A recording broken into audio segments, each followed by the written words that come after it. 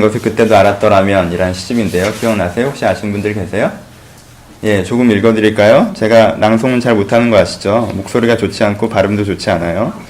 지난주에 이한이한테 제가 얘기했어요. 아버지가 잘생기지 않았냐? 라고 얘기했더니 아빠가 이한이가 얘기했습니다. 내가 더 잘생겼어. 아빠는 턱이 길잖아. 그랬어요. 안타까운 일인데 그래도 발음에 조금 자신이 없는데 예. 지금 내가 알고 있는 것을 그때도 알았더라면 내 가슴이 말하는 것에 더 자주 귀 기울였으리라. 더 즐겁게 살고 덜 고민했으리라. 금방 학교를 졸업하고 머지않아 직업을 가져야 한다는 것을 깨달았으리라. 아니 그런 것들은 잊어버렸으리라. 다른 사람들이 나에 대해서 말하는 것은 신경 쓰지 않았으리라. 그 대신 내가 가진 생명력과 단단한 피부를 더 가치 있게 여겼으리라. 더 많이 놀고 덜 초조했으리라.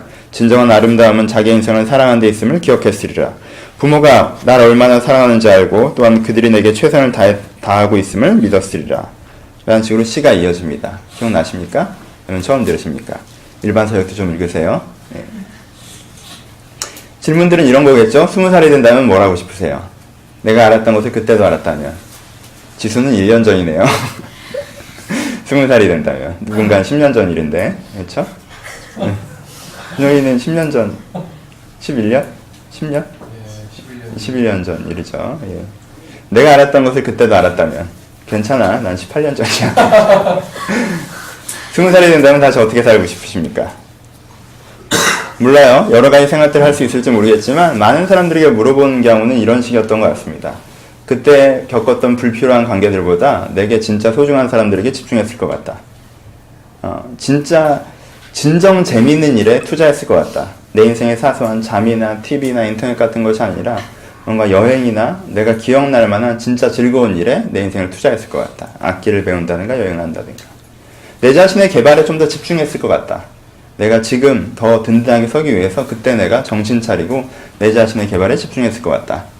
혹은 내 영적인 변화, 내가 진정한 사람이 되는데 집중하고 살았을 것 같다. 라는 생각들을 하게 되는 것 같습니다. 여러분들이 시간을 거슬려 올라가서 지금 알고 있는 것을 다 알고 있는 상태에서 20살이 된다면 그 당시에 내가 어떻게 살길 기대하시고 어떻게 사시겠습니까?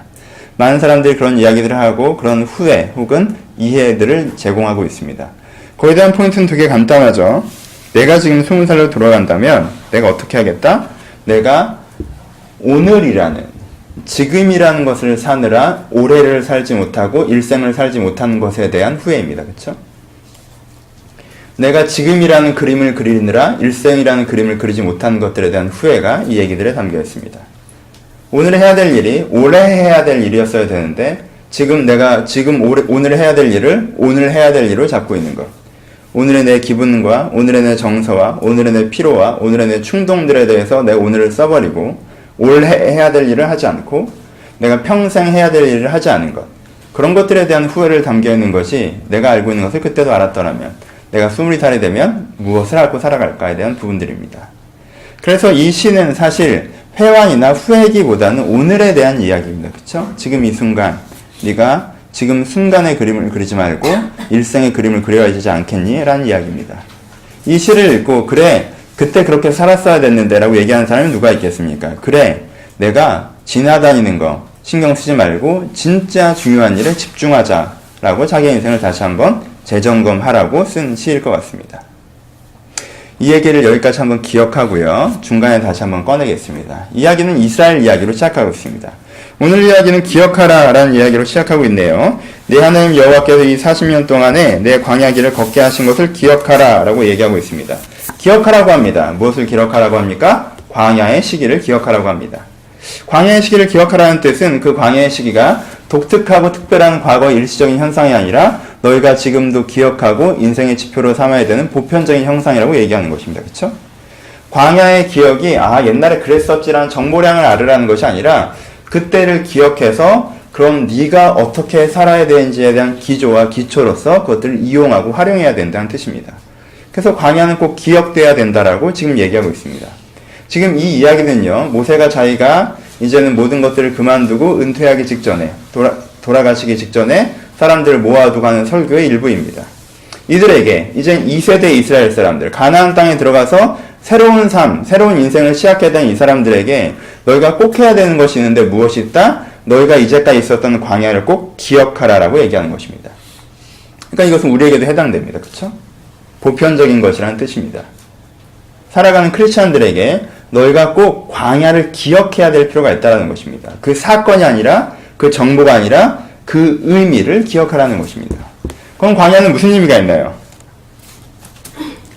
광야의 40년의 시간들 동안 무슨 일들이 기록되어 있습니까? 여러분들의 머릿속에 남아있는 일들은 무엇이죠? 뭐 금송아지 사건, 그렇죠? 가데스바네아의 배신, 물이 없다고 불평했던 것, 먹을 것이 없다고 불평했던 것, 만나가 내리는데 고기가 없다고 불평했던 것, 만나, 메추라기, 금송아지, 가데스바네아 뭐 이런 일들로 주로 기억되고 있습니다. 그럼 이 광야의 40년 동안 그런 일들은 우리 가운데 어떻게 기억돼야 되나요? 까불면 죽는다? 광야의 40년 우리 가운데 그렇게 기억되지 않습니까? 불평하면 혼난다. 마음에 안 들어도 참아라. 언젠간 주신다. 이런 식으로 기억돼야 됩니까? 그럼 어떻게 기억돼야 될까요? 메추라기, 만나, 그래도 물이 터진 거 이런 것들을 기억하면서 정말 힘들면 도와주신다. 이렇게 기억해야 되나요? 양쪽에 액센트가 있을 수 있을 것 같습니다. 먹기 전의 상황을 보면은 힘들어도 참아라. 왜? 불평하다 죽었으니까. 그럼 먹은 다음에 상황을 돌아보면 그래 참고 기다려봐. 좋은 일 있을 거야. 라고 생각될지도 모르겠습니다. 광야의 사건은 우리 가운데 어떻게 기억돼야 되나요? 사건들의 의미를 좀 살펴봅시다. 오늘은 광야 시기 전체를 좀 놓고 얘기를 할 것 같은데요. 얘기를 해야 될 것 같은데요. 광야 시기 전체 여러 가지 사건들이 있었습니다. 일단은 그분들의 입장에서 좀 얘기를 해보죠. 만나, 불평, 원망, 하나님께서 만나를 내리시고 얘들을 치시고 뭐 이런 스토리로 구성되어 있죠. 교회를 좀 다니신 경력들이 있으시기 때문에 스토리는 구체적으로 다는 얘기 안 하겠습니다. 그런 식의 과정들이 있었습니다. 무슨 일들이죠? 좀 이해를 먼저 해봅시다. 사람들이 출애굽을 할 때 먹을 걸 얼마나 쌓았을까요? 출애굽은 급격하게 일어난 일입니다. 그렇죠? 무교병의 스토리를 아시죠? 지금 누룩을 넣어서 빵을 숙성시키지도 못하고 숙성하려고 놔뒀던 그 덩어리를 들고 나온 것이 무교병입니다. 그렇죠? 숙성되지 않는 덩어리. 그러니까 그만큼 출애굽은 급격하게 일어났습니다. 지금 자기의 장자가 죽은 이집트 왕이 열이 받아서 당장 나가 그런 거예요. 그렇죠? 당장 나갔는데 좀 이따 마음이 바뀌어서 쫓아올 정도로 굉장히 급박한 사건이었습니다. 그러니까 먹을 것을 얼마나 챙겨왔을까? 있는 거 들고 왔겠죠? 집에 쌀 얼마나 있으세요? 그거 들고 나간 겁니다. 쌀 몇 년치 쌓아두시는 분들은 안 계시죠? 그렇죠? 많아봐야 몇 달? 이 정도일 겁니다. 왜요? 준영이는 몇 년치 있어요? 아니죠? 예. 쌓아두면 안 돼요. 햇살을 먹어야죠. 몇 달 있을 거예요. 그쵸? 그거 들고 나가는 거예요. 근데 그거 들고 나갈 때 이 사람들이 걱정을 했을까요? 안 했을까요? 안 했을 겁니다. 왜요? 가나안까지는 며칠 거리예요? 40일 거리입니다. 그러니까는 몇 달 먹을 것 정도는 있었기 때문에 가나안까지 가는 거에 대한 걱정을 안 했을 거예요. 근데 문제가 어디서 발생합니까? 누구 책임이에요? 불기둥과 구름기둥이 진행을 해야 앞으로 나가는데 불기둥과 구름기둥이 진행을 안 하고 계속 스탠바이에 걸려있다는 거예요. 광야에 머물러 버렸습니다. 한 달이 지납니다. 두 달이 지납니다. 석 달이 지납니다. 먹을 건 떨어져 갑니다. 그렇죠? 이 사람들 입장에서는 지금 이게 불안할까요? 안 불안할까요? 불안하죠. 그래서 하나님에 대해서 하나님 이러실 수 있습니까? 얘기한 적 없습니다. 우리가 전에는 그래도 먹을 게 있었는데 여기서 굶어 죽게 생겼구나 라고까지만 얘기했어요. 우리를 줄여 죽게 만들려고 여기를 데려왔는가 라고 모세에게 얘기했습니다. 그때 하나님이 걔한테 하는 얘기가 아니라 나한테 하는 얘기고 너희들이 원망을 했고 막 그러면서 두들겨 패죠. 그렇죠? 이해는 되죠? 이게 맞을 일입니까? 원래 40일 거리인 줄 알고 그 정도 갖고 와서 마음을 편하게 먹었는데 스탠바이가 길어지는데 그게 나 때문이에요? 하나님 때문이에요? 하나님 때문이죠. 그래서 먹을 것이 떨어져 가고 있어요. 그렇기 때문에 나는 불안하고요. 되게 자연스러운 상황 아닙니까? 이해가 돼요? 안 돼요? 되잖아요. 물도 마찬가지입니다. 사람이 물이 없으면 살아야 못 살아요. 못 살죠? 근데 물이 없어졌어요. 물이 없어지면 며칠 견딜 수 있습니까? 몇 시간 견딜 수 있습니까? 여러분 산에 오르는데 물이 없어져 봐요. 오늘 내려갈 수 있는 산이에요. 오늘 내려갈 수 있어요. 근데 중턱쯤 올라왔는데 물이 떨어졌습니다. 그럼 돌아서 내려갈까요? 끝까지 갔다가 내려갈까요? 돌아서 내려갑니다. 왜요? 물이 없는 거는요, 사람들에게 커다란 조급증을 만들어냅니다. 그렇죠? 몇 시간도 견디지 못해요.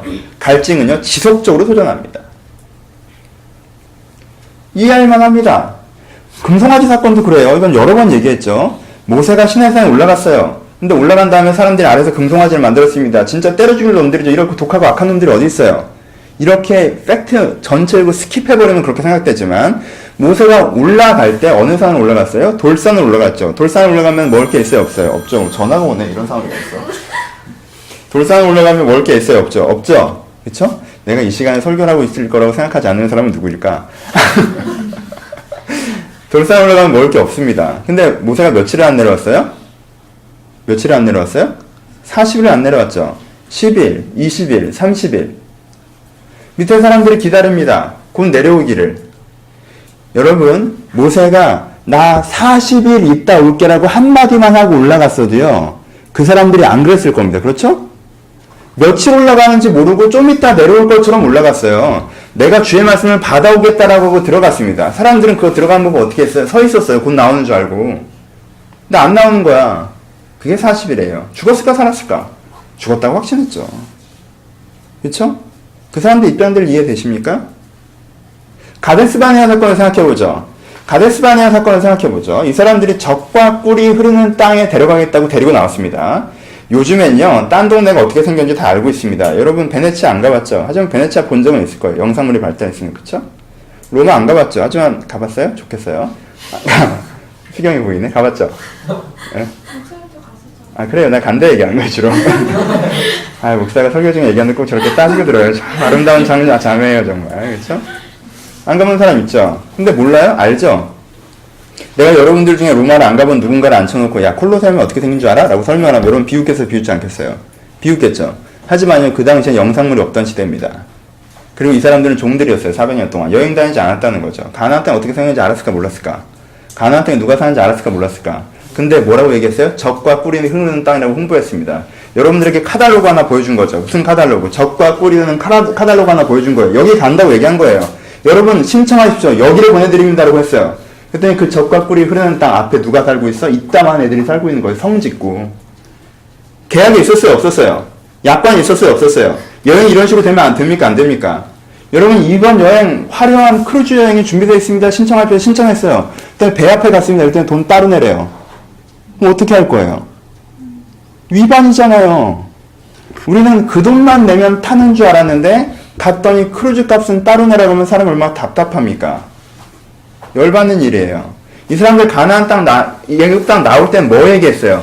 여길 나오기만 하면 거기 들어갈 수 있는 것처럼 얘기했어요. 근데 그 앞에 갔더니 페이가 따로 있어요. 애굽의 군대만큼이나 혹은 그것보다 좀 약해 보이더라도 굉장히 강한 군대가 거기 있었다라는 거예요. 당황스럽습니까? 당황스럽지 않습니까?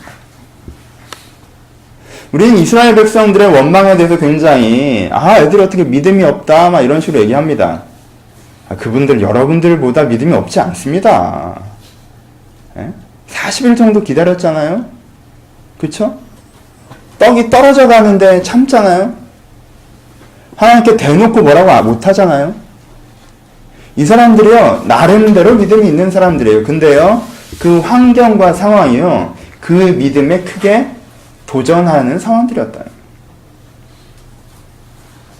이 광야의 때를 어떻게 기억하라는 것일까요? 근데 본문은 이렇게 기록하고 있습니다. 내 광야길을 걷게 하신 것을 기억하라. 이는 너를 낮추며 너를 시험하사 내 마음이 어떠한지 그 명령을 지키는지 지키지 않는지 알려 하심이라. 너를 낮추시며 너를 줄이게 하시며 또 너를 알지도 못하며 내 조상들을 알지 못하던 만나를 내게 먹이신 것은 사람이 떡으로만 사는 것이 아니요 여호와 입에서 나오는 모든 말씀을 사는 줄을 내게 알려하려 하심이라 라고 이야기하고 있습니다. 그 광야의 사건에 대해서는 해석이 있다라는 이야기입니다. 그렇죠? 광야 사건에 대한 해석을 기록하고 있습니다. 이 광야에 대해서 다시 한번 얘기해 봅시다. 이 사람들이 했던 불평들이 맞아요? 틀려요? 이해는 되죠? 근데 한 포인트를 더 생각해 봅시다. 이 사람들이 지금 하고 있는 것이요. 지금 광야에서 이고 있는 위치가 전체 스토리상에서 어떻게 되는지 한번 얘기해 봅시다. 물이 안 나오는 지금, 먹을 것이 떨어져가는 지금, 대적이 앞에 있는 지금, 모세가 안 내려오는 지금의 그림을 그리면 그 사람들이 이해가 되는데 전체 그림을 보죠. 광야라는 전체 그림. 어디서부터 나왔어요? 이집트에서 나왔습니다. 어디로 들어가요? 가나안으로 들어갑니다. 이집트에서 나와서 가나안으로 들어가는 이유가 무엇입니까? 나 잘 먹고 잘 살으라고? 아니요. 이집트도요, 종으로서 폭군이 있기 전까지는 먹고 살만 했습니다. 그래서 400년 동안 떠날 생각을 안 하는 거예요. 그쵸? 잘 먹고 잘 사는 게 목적이라면요, 잘 살만한 곳이 이집트입니다. 그 사람들을 종으로 부리기 전에 자유인으로서 동등하게 대우해서 고센 땅을 주고 거기에서 양무리를 치게 하면서 살았을 때가 훨씬 더 풍요롭게 살았다는 거예요.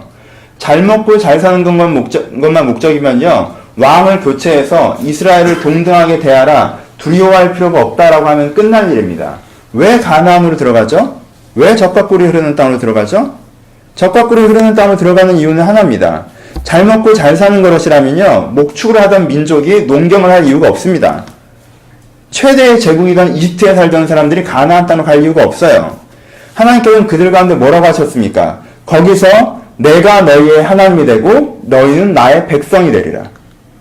무엇을 하겠다고 하셨습니까? 새로운 나라를 만들겠다고 하셨어요. 어떤 나라예요?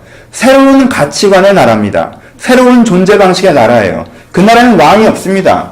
그 나라에는 군대도 없어요. 그 나라에는 종도 없습니다. 그 나라는 모든 사람들이 대단한 부자도 없고요, 엄청난 가난한 사람도 없이 모든 사람들이 동등한 땅을 부여받는 사회입니다. 그리고 그 땅은 신년이 되면 주인에게 돌려주는 사회이죠. 그리고요, 왕이 없고 통치자도 없어서 억압하는 사람이 없이 모두 다 자유인인 사회입니다. 근데 하나님이 왕이셔서 전쟁이 나면 하나님이 왕 되셔서 우리에게 승리를 주시고, 이런 공동의 사회를 만드는 것들을 통하여서 그 당시에 계급주의적 사회, 그 당시에 폭력적인 정권의 사회에서 어떻게 저런 나라가 있을 수 있나라고 얘기하는 그 나라를 만드는, 하나님이 하나님이 되시고 백성이 백성이 되시는 그 나라를 만들려고 가나안 땅에 가는 것입니다. 그렇죠? 보세요. 편하게 살려고 가는 게 아니에요. 이것에 목적을 두고 가는 것입니다. 근데 포인트는, 문제는 여기 있습니다. 이 사람들이 여기에 동의를 하고 나왔어요. 그렇죠? 동의를 했습니다. 하나님이 물어보셨습니다. 내가 그냥 너희가 편하게 살게 해주길 바라면 난 떠나고 너희들끼리 가서 편하게 살아라고 했어요. 난 빠지겠다고 한 적이 있어요. 근데 모세가 부여잡고 백성들에게 물어봐서 백성들이 뭐라고 했습니까? 그 나라를 만들고 싶은 게 우리의 꿈이라고 했어요. 근데 문제는 뭐예요? 이 광야 시기의 문제는, 이 사람들은요, 지하는 가졌으나 실제로는 딱 애굽 사람이라는 거예요. 그렇죠? 간단한 문제죠? 그래, 하나님이 우리의 하나님이 되고 우리가 그의 백성이 되자는 건 알았어요. 근데 그 말이 뭔지를 몰라요. 왜? 생활습관, 가치관, 가족문화, 삶의 방식, 성격, 관계하는 법, 내가 좋아하는 물건, 내가 좋아하는 취미, 이게 다 어디 거예요? 애굽 거죠? 400년 애굽 살았어요. 애굽 사람이 아니에요. 애굽 사람입니다. 400년은요, 조선왕조가 500년이에요. 세종대왕부터 지금까지가 400년이에요. 엄청난 시간입니다. 그 문화와 문명을 생각해 보십시오. 여러분 고려 문화 알아요? 고려 문화는 되게 방탕하고 향락적인 문화였어요. 근데 조선 문화가 우리나라를 굉장히 동방예의지국으로 만든 거예요. 반만전 역사에서 우리나라가 동방예의지국이었던 건요, 500년, 400년입니다. 그 전까지는요, 예의 없던 나라입니다. 근데 이게 전체 정체성을 바꿀 만큼 충분히 긴 시간이라는 거예요. 그쵸?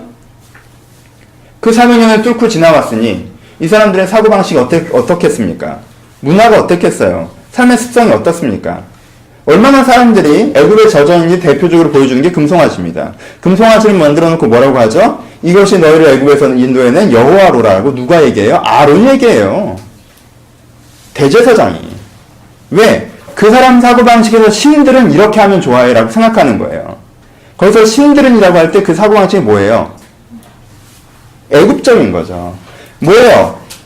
여호와라는 개념은 받아들였는데, 하나님이 하나님 되시고 우리가 백성이 되는 땅이라는 개념은 받아들였는데, 그 개념 아래 나머지 99가지는 뭐예요? 모르기 때문에 애굽적인 걸로 채워져 있단 말이에요.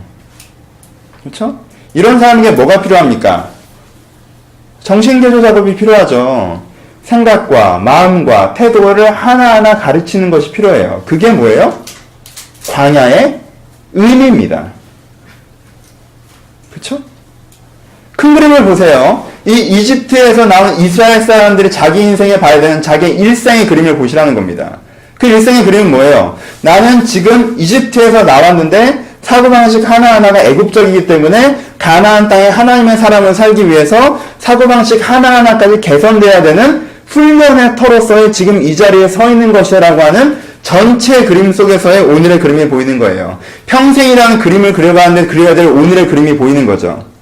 그래야 하는 거죠. 뭐라고 얘기하십니까? 너희들 줄이게 하신 이유는 사람이 떡으로만 살 것이 아니요 하나님께서 나는 말씀으로 사는 것이라. 니네 내 말 안 들으면 죽는다. 이 얘기입니다? 이 얘기입니까? 아니죠. 사람이 떡으로만 사는 게 애국적인 세상입니다. 내 먹을 거, 내 좋은 거, 내 누리는 거, 내 편한 거. 이게 떡으로 사는 세상이에요. 하지만 그게 아니에요. 말씀, 기준, 가치로 사는 삶. 이걸 가르치려고 어디에 두시는 거예요? 광야에 두신 겁니다. 그럼 이 사람들 뭐 하고 있는 겁니까? 수련회 하고 있는 겁니다. 근데 이 수련회 참 좋은 수련회입니다. 왜요? 숙식이 제공됩니다. 불기둥, 구름기둥 떴죠? 낮에는 시원하게, 밤에는 따뜻하게. 그리고 뭐 공급됩니까? 먹을 게 공급됩니다. 하나님 짜서 어떻게 하신 거예요?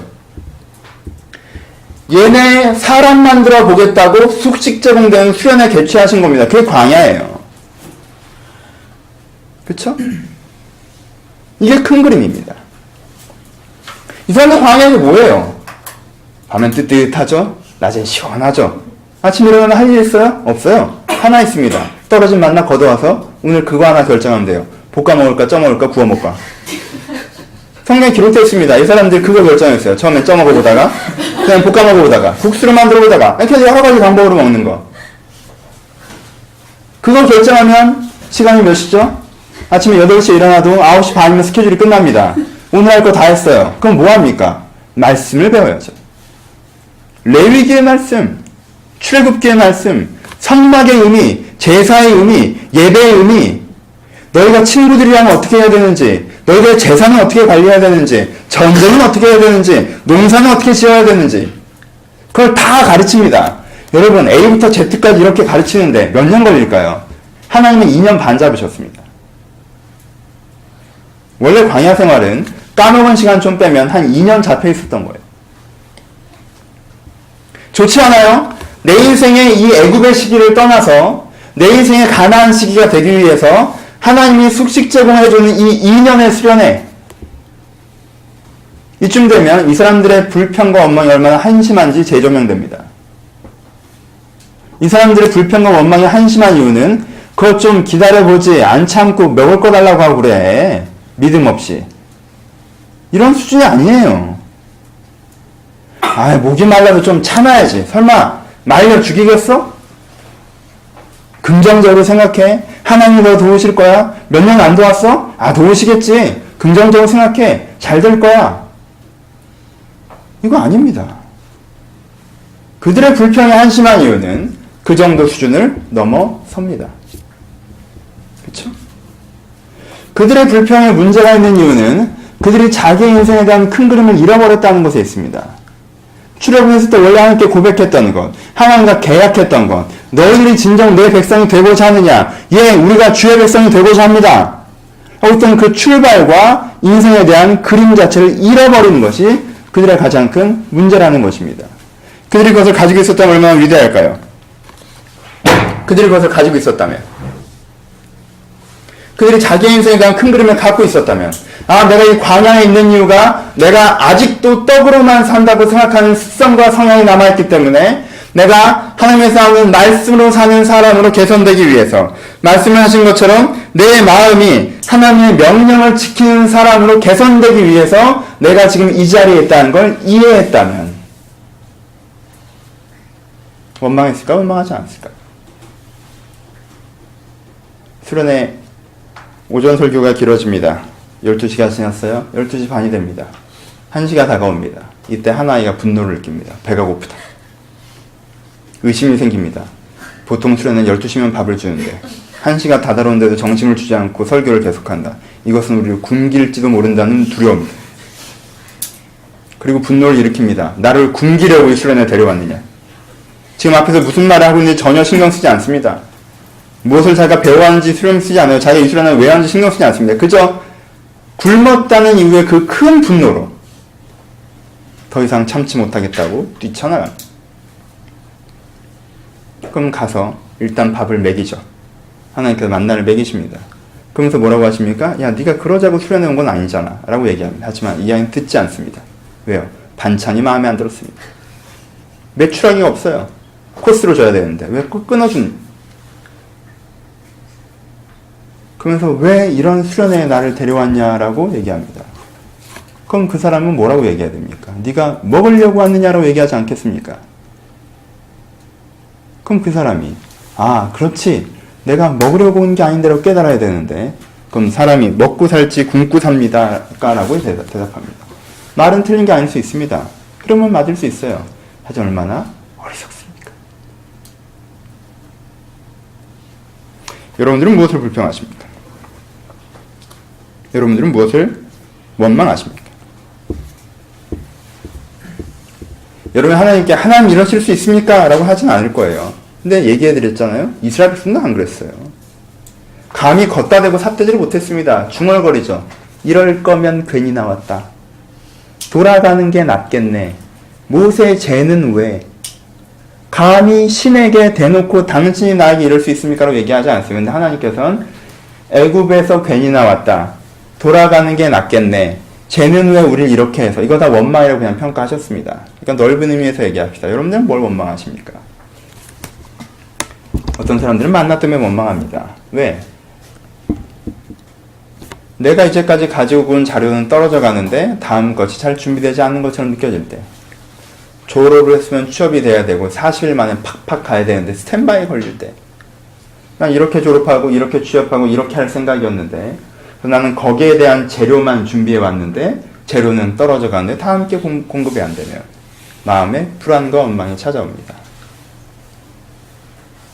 4학년이 됐는데, 졸업한 지 좀 지났는데, 이번 직장을 그만두는데 다음 직장을 준비하는데, 난 저런 인생을 살고 싶어서 이걸 준비해 왔는데 그런 기회들이 탁탁탁탁 떨어지지 않으면 내 안에 생기는 일정한 불안 혹은 불만 혹은 원망.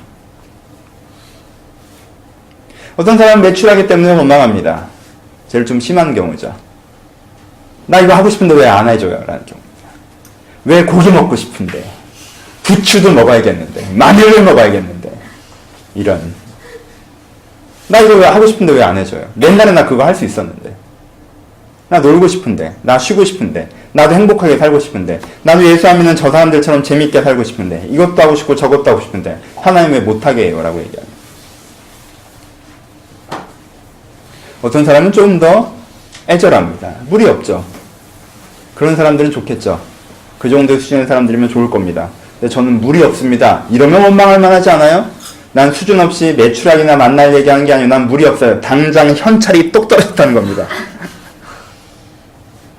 당장 먹고 죽어도 없게 됐다는 거예요.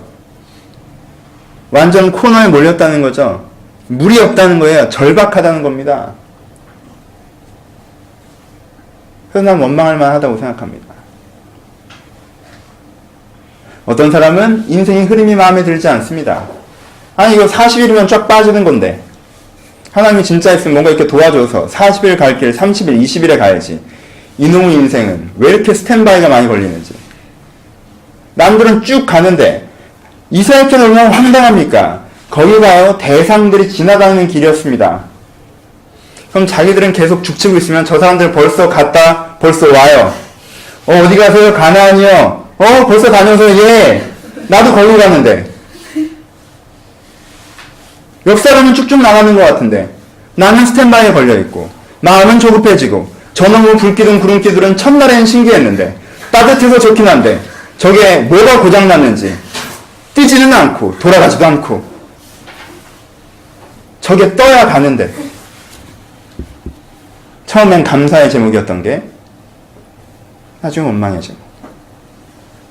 하나님의 숙소로 만들어준 곳을 저거 오늘도 안 뜨네? 뭔가 고장난 게 아닐까? 내 인생은 왜 이러나? 뭐 남들이 보면 아무렇지도 않지만 자기 인생에 스케일대로 안 빠지니까. 꿈꾸던 일이 있었습니다. 하나님께서 하라고 하셨어요. 마음에 뜨거움이 있었습니다. 그럼 뭔 줄 알았어요? 그 사진인 줄 알았어요. 아름다운 패키지, 적각거리 흐르는 땅, 그냥 들어간 줄 알았습니다. 앞에 근데 돈을 내라고 하네요. 여러 인생에 꿈꾸던 일, 여러 인생에 소원하는 일, 하나님 시키신다고 확신하는 그 일, 근데 이게 이렇게까지 어렵게 되는 일이었어요? 라고 벽에 부딪힐 때 우리는 원망합니다. 그리고 우리의 원망이 굉장히 당연하다라고 생각합니다. 원망할 만하다고 생각합니다. 비교도 하죠. 난 최소한 매출하기 원망은 아니다. 난 물의 원망이다. 난 최소한 물과 매출하기는 아니다. 난 가데스바네아, 대적에 대한 원망이다. 자기들끼리 자기 원망이 그래도 제일 합리적이고 정당하다고 생각합니다. 하지만요, 50% 봅니다. 그 원망이 생기는 이유가 뭔지 아십니까? 그 원망이 생기는 이유는요, 여러분들이 유난히 하나님께 미움받아서가 아닙니다. 그 원망이 생기는 이유는 여러분들이 지금이라는 그림을 그리느라 인생이라는 큰 그림을 잃어버리셨기 때문에 그렇습니다. 내가 지금이라는 그림 가운데 매몰되어서 현재와 현재 환경 가운데 매몰되어서 나와 내 인생이라는 큰 그림을 잃어버리고 있기 때문에 그 원망이 나오는 것입니다. 여러분, 큰 그림이 있으십니까? 내 인생이 어디서부터 와서 어디로 간다는 큰 그림이 있으십니까? 내가 지금 내 인생이라는 큰 그림에 대한 조감도를 가지고 그리고 그러면서 오늘 그려야 되는 그 그림을 그리고 계십니까? 미켈란젤로처럼 내 머릿속에는 이미 천지창조의 그림이 그 천장에 다 그려져 있어서 오늘 내가 이 부분을 그리고 오늘 내가 저 부분을 그리면 전체 내 인생을 통해 이 천지창조한 그림이 어떻게 된다는 그 그림을 가지고 계십니까? 내 그림이라는 지붕이 아직 하얀 백지의 천정은 있지만 내가 여기에 어떤 그림을 그리겠다는 하나님의 그림이 내 안에 있어서 내가 오늘 이 부분을 내일 저 부분을 그렇게 그려나가고 계십니까? 그게 없으면 내가 오늘 이게 하는 일들이 목이 아프고 피곤한 것에 집중하게 되는 것입니다. 하지만 그게 있으면 내 피로감이나 내 불편함이 아니라 그려지는 그림에 집중하게 되는 것입니다. 이스라엘에게 가장 필요했던 건 그것입니다. 그리고 1세대 이스라엘에 가장 없었던 것이 그것입니다. 그래서 2세대 이스라엘에게 지금 모세가 꼭 가져야 한다고 얘기한 것이 그것입니다. 기억하라는 것입니다. 왜요? 무엇을요? 광야의 사건을요? 아니요. 이 광야가 어떤 의미였는지 기억하라는 것입니다. 가나안에 들어가면 달라집니까? 안 달라집니다. 내 가운데 그 그림 중에 가나안의 그림을 그리고 있다는 것을 기억해야 됩니다. 그 기억함이 큰 대적이 온다 할지라도 어려운 상황이 온다 할지라도 불편한 일이 있다 할지라도 내가 하고 있는 일의 의미와 가치를 이해해서 집중하게 만든다는 것입니다. 그것이 그들의 가운데 가장 필요한 일이었습니다. 그것이 우리에게 가장 필요한 일. 큰 그림이 있어요? 큰 그림을 가지십시오. 전 여러분들에게 모든 사람이 여기에 해당되진 않겠지만 광야의 그림을 추천합니다. 여러분들 되게 비슷하다고 느껴지지 않습니까? 여러분들 대부분 세 가지로 나누어 본다면 애굽의 그림을 갖고 있는 사람이 있죠. 어떤 사람이에요? 세상에 좋고 세상에 빠져 세상 가운데 있는 사람. 이 사람에게 뭐가 필요하나요? 세상에 빠져 세상에 좋은 게 의미가 없다는 걸 설득하는 과정이 필요하죠. 어떤 사람은 이 그림 속에 있습니다. 그럼 하나님께서 어떻게 하실 거예요? 겁나 괴롭히시겠죠. 그게 좋은 게 아니라는 걸 가르쳐주기 위해서. 그렇죠? 근데 난 지금도 아직도 그래도 그게 좋아요. 그래도 애굽이 좋아요. 그래도 애굽이 좋아요. 라고 붙잡고 있다면 하나님께서 그 그림을 계속 가르쳐 주실 것입니다. 여러분들 그 그림 속에 있다고 느끼십니까? 놓으십시오. 길게 해봐야 피곤해집니다. 계속 버티면 지푸라기도 안 줍니다. 이스라엘 사람들은 집이 없이 벽돌을 만들어야 되는 지경에 이르러서야 더욱더 주님을 찾습니다. 하지만 여러분들 그 그림 속에 있다고 생각하지 않습니다. 여기 앉아있는 분들의 대부분은 그래서 주를 위해 살고 있다가는 큰 그림에 동의하신 분들이기 때문에 그렇습니다. 내가 알기로는 그래요. 여기 앉아있는 분들은 그래도 주를 위해 살겠다고 하는 가치, 주의 나라가 임해야 된다는 것에 대한 의미, 그리고 그 나라에서 살고 싶다는 소망 갖고 계신 분들입니다. 대단한 분들이죠. 근데 제가 느끼기엔 여러분들은 거기까지입니다. 주의 나라를 위해서 살고 싶어요. 그럼 주의 나라는 어떤 곳이니? 좋은 곳이죠. 여러분들은, 우리는 가나안적이었으면 참 좋겠는데, 가나안적이라는 건 뭐예요? 내가 A부터 Z까지가 잡혀있는 거예요. 어떤 나라가 돼야 되는지, 그래서 내가 오늘 뭘 해야 되는지, 그쵸? 그리고 그것이 이루어지면 어떻게 되어져야 되는 것인지에 대한 디테일한 그림이 다 잡혀져 있습니다. 어디에 도피성을 세워야 할지, 잘못한 사람이 어떻게 해야 될지, 지계석을 어떻게 해야 될지, 농사는 어떻게 지어야 될지, 나누면 어떻게 해야 될지, 예외는 어떻게 드려야 될지, 공동체는 어떤 것인지, 대안적 사회는 어떤 것인지 그림이 잡혀있는 사람들이에요. 가나안적이죠. 이 사람들에게 뭐가 필요합니까? 집중력과 투쟁력과 하나님의 공급하심이 필요하겠죠. 그렇죠? 그럼에도 불구하고 가나안에 대적이 있는 거예요. 그렇기 때문에 변함없이 그들과 싸워나가고 변질되지 않고 그들과 싸워나가서 하나님께 공급받으신 힘과 능력으로 그것들을 감당해내는 시기의 분들도 있겠죠. 누굴까? 내가 목사님 설교를 들어보니까 전 가나안의 시기인 것 같습니다라고 느껴지는 분은 저한테 꼭 문자를 주십시오. 큰 감동을 받을 것 같아요. 혹은 큰 답답함을 느끼게 된가. 애굽인데 얘가 가나안이라고. 애굽인 것 같은데 여기 있다고 하네. 이 두 개가 아니라면 가나안이 아니고 애굽이 아니라면 광야를 추천드립니다.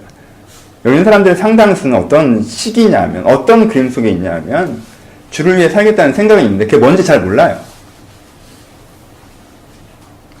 그러면요, 하나님의 소극적인 도우심이 있습니다. 만나와 메추라기 정도. 여기 하늘에서 부패가 떨어진 게 아닙니다. 내일은 비빔국수요 이렇게 된 게 아니에요. 만나와 메추라기. 일용할 양식. 필요한 기본. 풀코스에 풀빌라가 주어진 게 아니에요. 불기둥과 그릇기둥. 추워서 죽지 않고 더워서 죽지 않을. 그리고는 뭘 주셨습니까? 그들이 배워야 되는 말씀을 주시고 또 뭘 주셨습니까? 그 말씀을 체화시키지 못하니까. 알았어요 라고 한 다음에 그걸 진짜 적용해야 되는 시츄에이션에 가면 딱 기준을 바꿔버리니까 시츄에이션을 줘서 이거야 실습하게 하고 이거야 실습하게 하고 잘했어. 이제 네가 진짜 그렇게 생각하는구나. 체화시키시고. 그래서 자기가 믿는 게 무엇인지 자기가 어떻게 살아야 되는지에 대해서 이해하고 있고 동감하고 있으며 체화시켜 나가는 그 과정 가운데 삶을 만지시는 여러분들의 상당수는 여기 있을 것입니다. 물론 개인사의 뷰도 가지십시오. 아까 말씀드렸던 것처럼요. 여러분들이 20살을 돌아보시고요. 내가 20살 때 이렇게 살았어야 되는데 라고 생각하시는 그것들을 하세요. 그것들도 필요합니다. 여러분 불필요한 관계에 인생을 소비하지 마시고요. 여러분들이 의미가 되어줄 수 있는 사람과 여러분들에게 의미 있는 사람에게 집중하십시오. 그리고 관계들을 의미 있게 만들어 나가는 것에 집중하십시오. 여러분들의 시간들을요. 그저 노는 것에 쓰지 마시고요. 그 놀이를 통해서 내 인생의 도전과 계기가 될 수 있는 것을 갖고 오십시오. 시간 여유가 있으십니까? 해외로 나가세요. 시간 여유가 있으십니까? 모두 배우십시오. 여유가 있으시고 정력이 있으십니까? 뭔가 내가 평생의 유의와 깨달음에 도움이 되는 것들을 배워나가십시오. 그리고 여러분들이 진짜 성장을 변화되는 것에 투자하세요. 여러분들 아직 젊습니다. 젊을 때 여러분들 기능이 준비되어 있지 않으면요. 여러분들이 진짜 그것들을 써야 할 때 여러분들 기회들이 지나갈 수도 있지 않겠습니까? 준비하세요. 여러분들이 성장하는데 여러분들이 준비되는데 투자하십시오. 하지만요. 그게 각 영역별의 큰 그림이라면 여러분의 직업적 영역에서 관계적인 영역에서 여러분들의 취미의 영역에서 큰 그림이라면 여러분들의 인생의 영역에서 큰 그림은 직업과 관계와 취미보다 더 큰 그림은 여러분들의 영성에 있어서의 큰 그림이라는 것입니다. 그것을 가지십시오. 어떤 사람이 되고자 하는 큰 그림. 1월 첫 주 설교와 연결됩니다. 존재 전망을 가지시라는 것입니다. 세 번째 주 설교와 연결됩니다. 부르심의 소망을 선명하게 하라는 것입니다. 지금 3주 같은 설교를 하고 있습니다. 큰 그림을 가지십시오. 내가 어떤 사람이 되고자 하는 큰 그림. 그리고 여러분들의 서 있는 위치를 파악하십시오. 내가 어디 서 있는지. 그리고 그곳을 향해서 나아가십시오. 그게 지금 모세가 2세대 이스라엘에게 너희가 이것만 그래도 붙잡고 있으면 큰 실수는 없을 거라고 얘기하는 그 부분입니다. 사람이 떡으로만 살 것이 아니요 하나님에 위해서 하는 모든 말씀으로 살 것이라고 하는 그 부분입니다. 영적인 훈련이라고 하면 대단한 거라고 생각하십니까? 예수님도 영적인 훈련을 배고픔으로 받으셨습니다. 배고픔이 꼭 밥을 먹지 않은 배고픔일까요? 여러분들의 굶주림이 훈련이 되게 하십시오. 사회적 위치의 굶주리십니까? 재정의 굶주리십니까? 관계의 굶주리십니까? 여러분 관계를 이 재정적이고 사회적이고 관계적 모든 굶주림을 떡으로 채우려고 하지 마십시오. 굶주리니까 사람을 만나고 굶주리니까 위로 올라가려고 하고 굶주리니까 뭐든 먹으려고 하는 그 태도를 버리시고 사람이 떡으로만 사는 것이 아니라 하나님의 입에서 나오는 모든 말씀으로 사는 것을 기억하십시오. 여러분들 그 사회적이고 관계적이고 재정적인 굶주림이 영적인 훈련이 아니라고 왜 확신하십니까? 여러분들의 굶주림이 훈련이 되게 하십시오. 앞에 막힌 벽들을 보이십니까? 가데스 반응에 이르셨습니까? 그 사람, 그들 앞에서는 메뚜기처럼 보이십니까? 이 사회 앞에서 여러분들 아무것도 아닌 것 같아요? 메뚜기 같으십니까? 여러분, 그게 훈련인 걸 기억하십시오. 여호수아와 갈렙이 대단한 사람이어서 그렇게 얘기하는 것이 아닙니다. 힘이 센 사람이어서 그렇게 얘기하는 것이 아니에요. 그들이 힘이 세고 대단한 골리앗 같은 사람이었다면 그들의 말을 다른 사람이 더 신뢰했을 것입니다. 다른 사람들은 여호수아와 갈렙을 비웃었습니다. 왜요? 나보다 뭣도 없는 게, 내가 봐도 너도 메뚜기인데 잘난 척하는 메뚜기에 지나지 않는 거죠. 여호수아와 갈렙은 근데 왜 거기서 그렇게 얘기할 수 있죠? 큰 그림을 보는 거예요.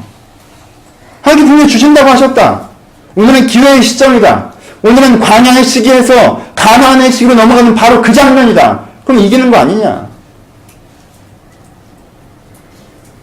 여러분들 앞에 세상과 사회의 구조적인 강대함이, 그래서 그 앞에 보여지는 메뚜기 같은 여러분들의 존재감이 훈련일 수 있다는 것을 기억하십시오.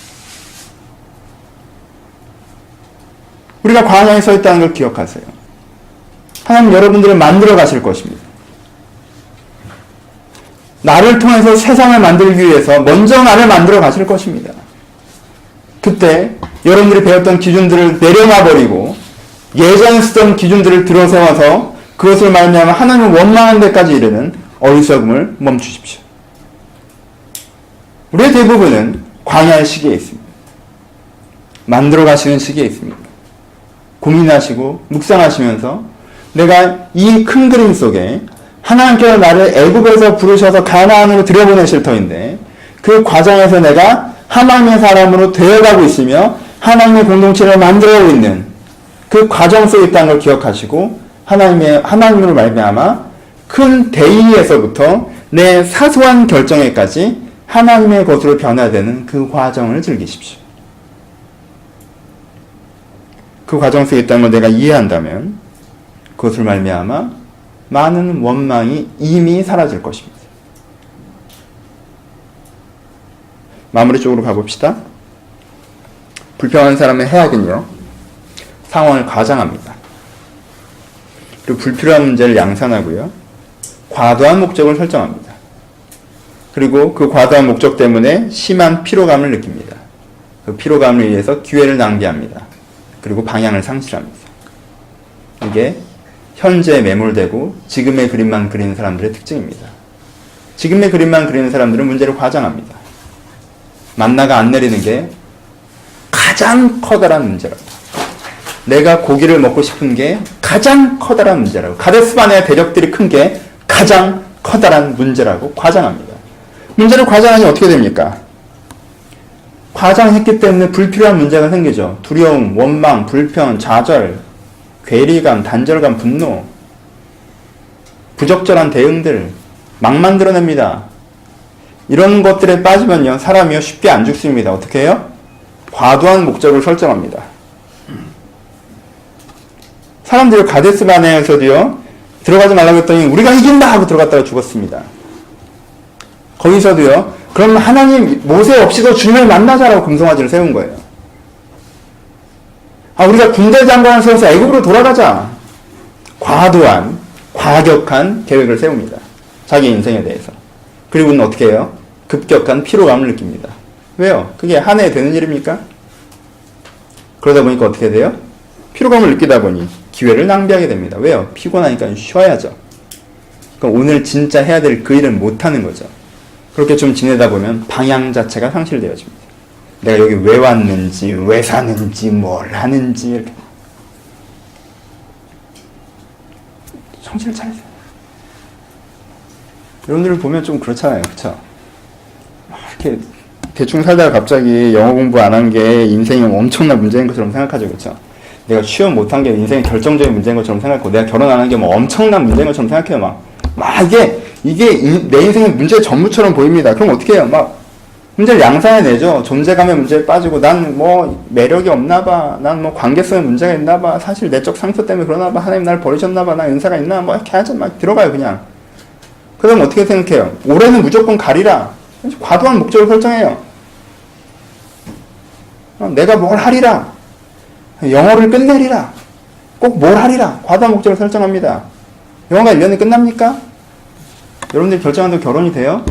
여러분들 마음먹는다고 직장이 곧장 바뀌어요? 상황들이 확 바뀝니까?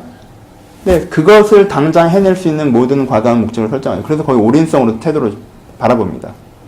그럼 어떻게 돼요? 올인해봐야 며칠 가다가, 몇 달 가다가, 몇 주 가다가 힘들어지죠. 잘 안 되고. 그건 또 풀어지고, 헤매고. 그러다 보니까, 왜 사는지, 뭐 이렇게 돼요. 요 패턴에서 걸어 나오세요. 큰 그림을 봤잖아요? 그럼 선택과 집중하게 됩니다. 현실적인 목표를 세우게 됩니다. 여러분, 큰 그림을 가지는 사람이 현실적인 목표를 세우게 됩니다. 한 해 동안 일어날 수 있는 일이 그렇게 많지 않아요. 여러분, 올 한 해 동안 일어날 수 있는 일이 그렇게 많지 않습니다. 영어 성적 많이 못 올리세요. 웬만큼 올릴 수 있습니다. 근데 웬만큼 올릴 수 있습니다. 올해 관계적으로 엄청난 변화가 있을 수는 없어요. 정서적으로도요, 급격한 성장이 있지는 않을 겁니다. 하지만요, 의미 있는 큰 몇 발자국을 앞으로 갈 수 있습니다.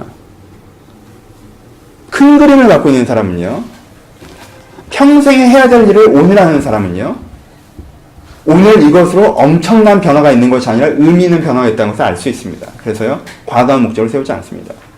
하지만요, 작은 그림을 갖고 있는 사람은요, 과도한 목적을 세웁니다. 마치 내가 이것만 하면 내 인생이 통째로 변화될 거라고 오해합니다. 그래서 실망하는 것입니다. 큰 그림의 전체들을 그려가셔야 돼요. 남의 숨을 시작합니다. 올 한 해 동안 무슨 일이 일어날 수 있을까요? 무슨 일이 일어나야 될까요? 여기 막 50명, 100명 막 이렇게 사람이 구름대처럼 모여들어야 되나요? 그럼 골치 아파집니다. 왜 여기는 30명밖에 못 들어와요? 제가 그 고민을 했을까요? 안 했을까요? 합니다. 정말 쓸데없는 고민이죠. 우리 아내랑 둘이 누워서 가끔 그런 얘기 합니다. 여보, 근데 30명 넘으면 어떡해? 제가 고민합니다. 30명 넘으면 어떻게 해야 될까? 입으로 드려야 되나? 근처에 있는 체육관이라도 알아봐야 되나? 정말 쓸데없는 고민이죠. 우리 사람이 많아져야 됩니까? 재정적인 고민도 합니다. 그렇죠? 그래서 먹고 살아야 되잖아. 근데요, 일단 생존 경비는 어느 정도 마련이 됐습니다. 감사하고 기적적인 일이죠. 그럼 된 겁니다, 올해는. 그렇죠? 내 막 재정에 압박을 받고 고민을 하기 시작하면, 돈이 좀 많아졌다고 생각하기 시작하면,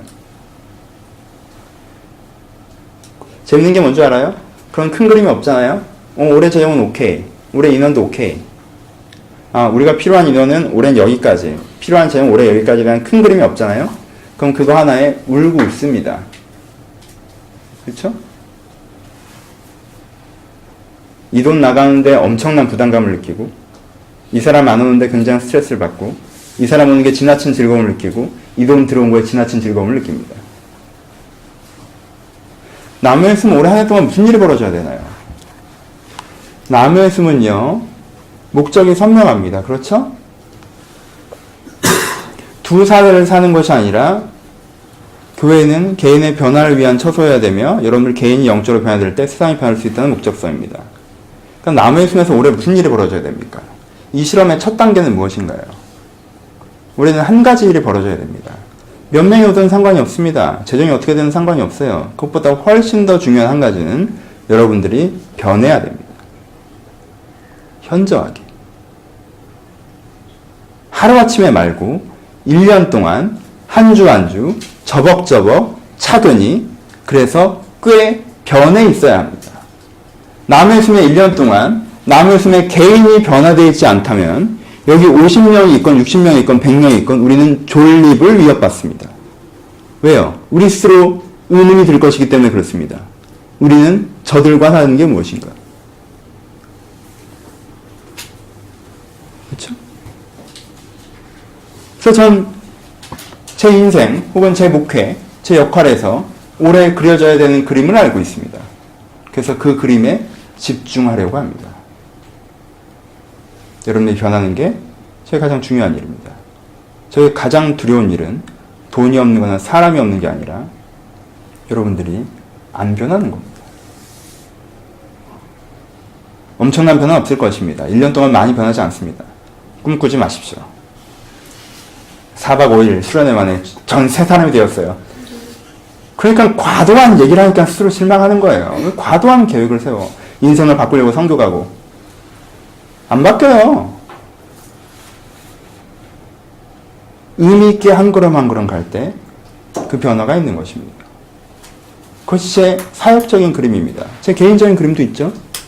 부끄러워서 다 말을 못하더라도요. 제가 어떤 사람인지 저는 잘 알고 있습니다. 그리고 제가 어떤 사람이 되고자 하는지 저도 잘 알고 있습니다. 그래서 내가 오늘 어떤 사람이 되는지에 대한 그림이 있습니다. 그리고 거기에 집중해야 되는 것입니다. 그 그림이 있으면 누가 나를 칭찬하는 것에 쉽게 흔들리지 않습니다. 누가 나를 비난하는 것에 쉽게 흔들리지 않아요. 그게 중요한 것입니다.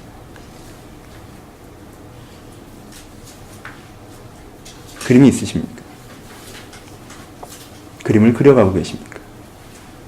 이 광야의 그림이 여러분들의 그림이라 동의하십니까? 그것을 가집시다. 말씀을 마치겠습니다. 1월 마지막 주입니다.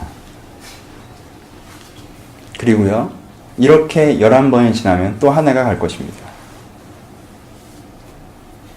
이번 달에 미세하지만 의미 있는 변화가 있었다면 그게 곱하기 10일이 돼서 1년의 변화가 되는 것입니다.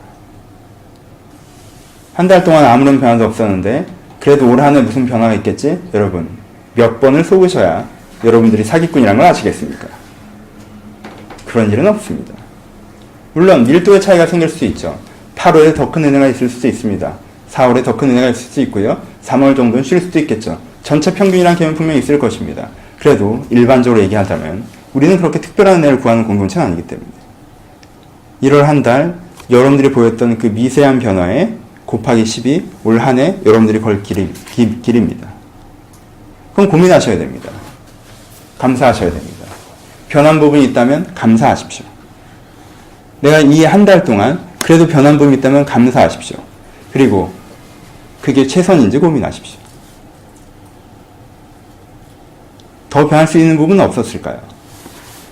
그것이 없었다면 내게 뭐가 좀 모자랐을까요?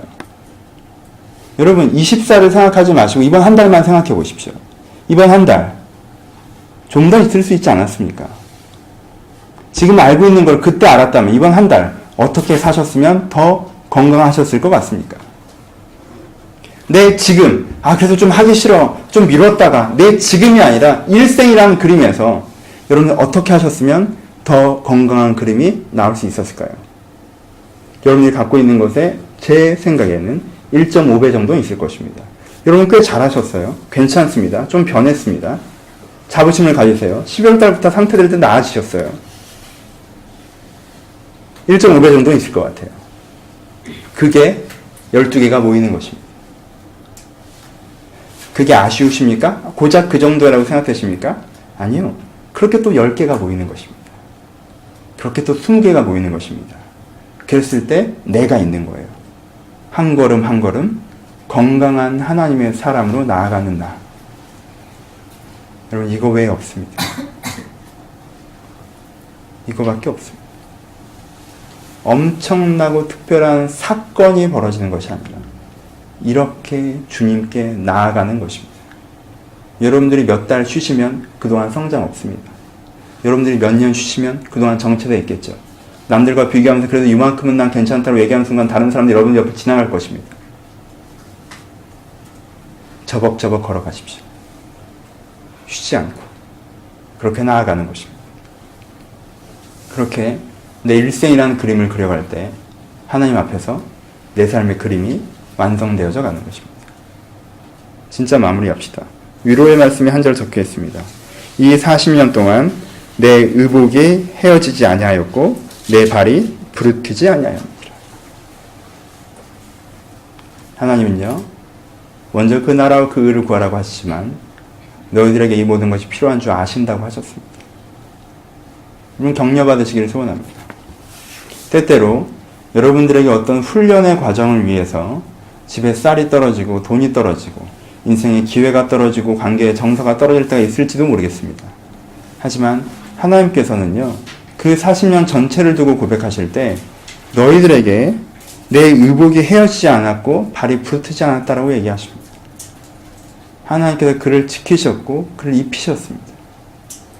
그 사람이 떡으로만 사는 것이 아니라 말씀으로 사는 것이다라고 하는 것이 여러분들 갖고 있는 물리적인 특성을 다 무시하는 것은 아니라는 것입니다. 주님께 도우실 것입니다. 여러분들의 발이 부르트지도 않을 것입니다. 걸어갈 만할 거라는 뜻이에요. 여러분들이 헤어지지도 않을 것입니다. 부끄러움을 당하게 되지 않을 것이라는 뜻입니다. 여전히 그가 옷으로 여러분들을 감싸시고 지키실 것입니다.